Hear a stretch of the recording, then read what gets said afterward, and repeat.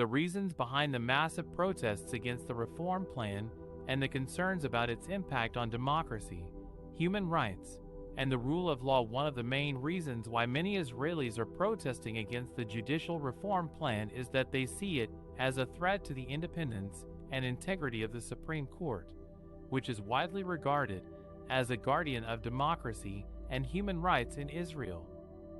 The Supreme Court has the power to review and invalidate laws and policies that violate the basic principles of Israel's constitutional system, such as equality, dignity, and freedom. The court has also been a champion of minority rights, such as those of Arab citizens, women, LGBTQ+ people, and asylum seekers. The reform plan, proposed by Prime Minister Benjamin Netanyahu's right-wing coalition government, would give the parliament more control over the appointment and oversight of Supreme Court judges. It would also limit the court's ability to strike down laws that it deems unconstitutional. Critics of the plan argue that this would undermine the checks and balances between the branches of government and allow the ruling majority to impose its agenda without judicial scrutiny or accountability.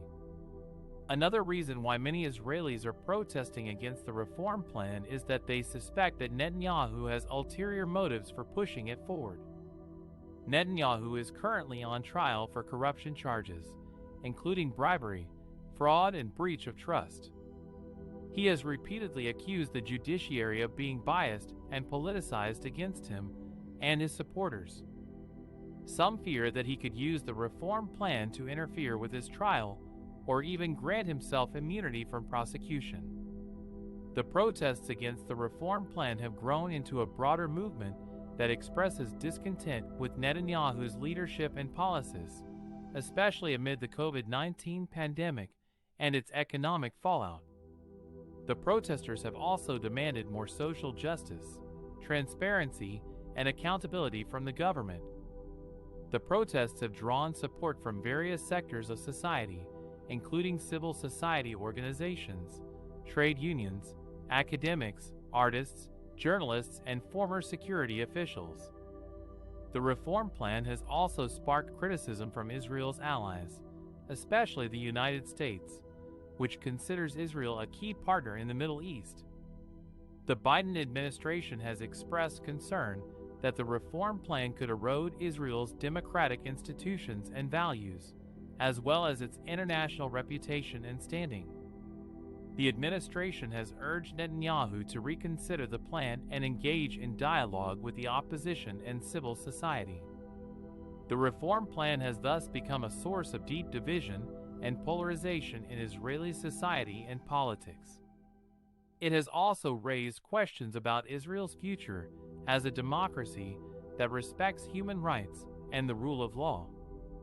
The Canadian perspective on the reform plan and how it compares to the Canadian judicial system and values. Canada and Israel are both democratic countries that share common values of freedom, human rights, and the rule of law. However, their judicial systems are different in many ways, reflecting their historical, cultural, and constitutional backgrounds. In this section, we will compare and contrast the Canadian and Israeli judicial systems and how they relate to the proposed reform plan by the Israeli government. The Canadian judicial system is unique in the world.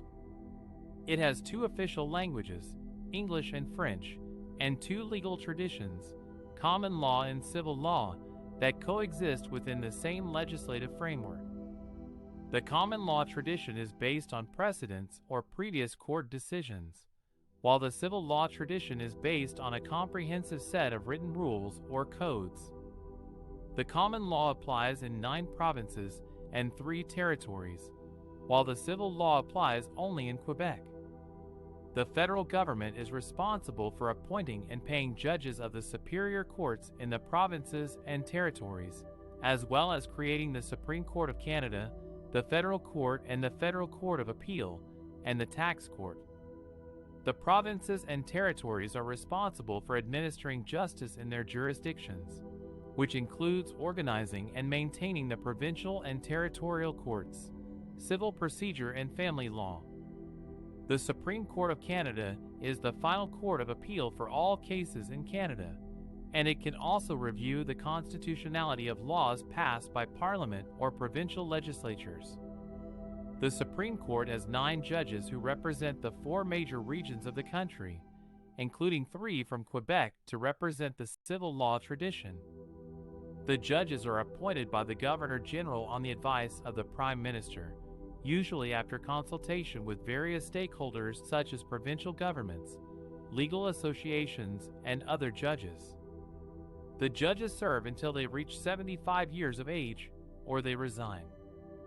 The Israeli judicial system is also based on a combination of different legal sources, such as British common law, Ottoman law, Jewish religious law, and Israeli legislation.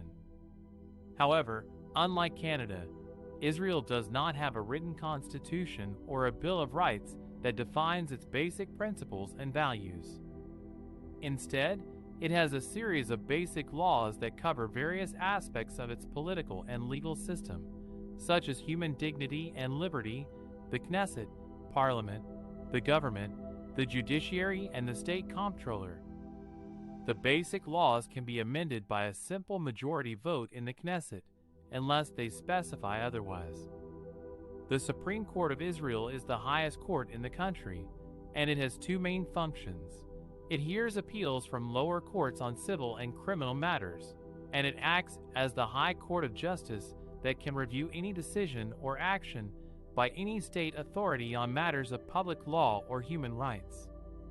The Supreme Court has 15 judges who are appointed by a judicial selection committee composed of 3 Supreme Court judges, 2 cabinet ministers, including the Minister of Justice, 2 Knesset members, and 4 representatives of the Israel Bar Association.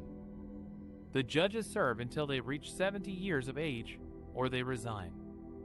The proposed reform plan by the Israeli government aims to curb the judiciary's influence over lawmaking and public policy by limiting the Supreme Court's power to exercise judicial review, granting the government control over judicial appointments, and limiting the authority of its legal advisors.